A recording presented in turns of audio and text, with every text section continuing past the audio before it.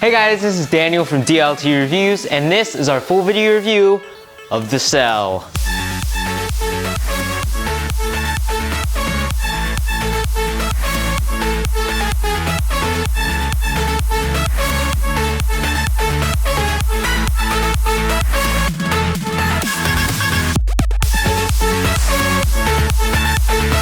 So let's start off with the design of this cell, as we always do, and this year Mother Nature hasn't really changed anything, and they stuck to their design philosophy of if it ain't broke, don't fix it. And if you're looking to upgrade this year because of the design, you'd be pretty disappointed.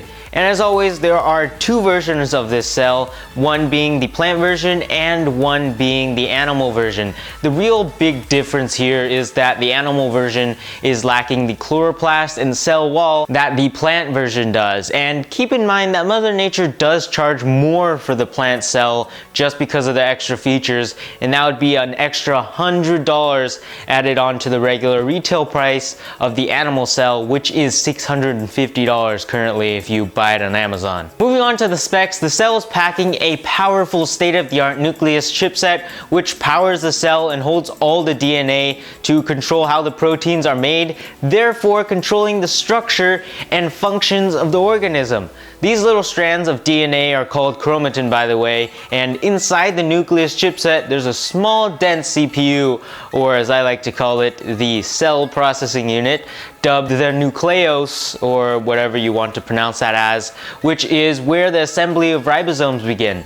The last part of the nucleus is the nuclear membrane, which is the layer that surrounds the nucleus and has small openings in it so steady streams of proteins, RNA, and other molecules can travel in and out of the nucleus chipset. The motherboard of the cell is called the cytoplasm, and this is basically a jelly-like substance that holds all things in place around the cell. What's powering this cell is the mitochondria, and this is a battery technology that is far more advanced than anything the competition has, and this basically converts chemical energy from food into usable energy in the cell, also known as ATP. Now if you get the plant version, you'll get an extra chloroplast which takes energy from sunlight, water, and carbon dioxide and converts that into glucose in a process called photosynthesis. So moving on to the storage, all this is handled by the Golgi apparatus, which modifies, sorts, and packages proteins and other materials from the endoplasmic reticulum, which we will get to later, for the storage of the cell or secretion outside the cell. There are also vacuoles which stores materials like water, salt, proteins, and carbohydrates. Let's move on to the features of this device, and first off, there's something called the ribosome,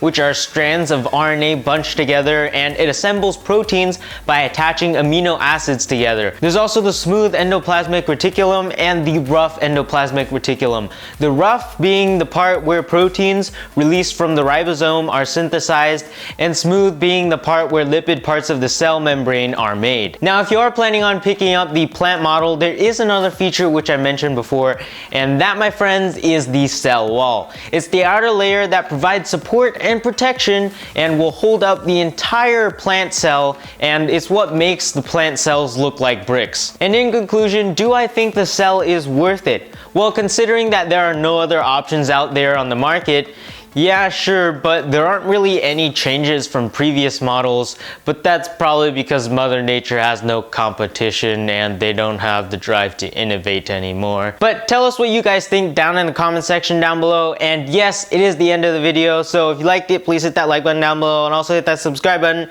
which is down below again, if you'd like to see more awesome videos like this one. And as always, thank you very much for watching, and I hope to see you, yes you, in our very next video. Peace.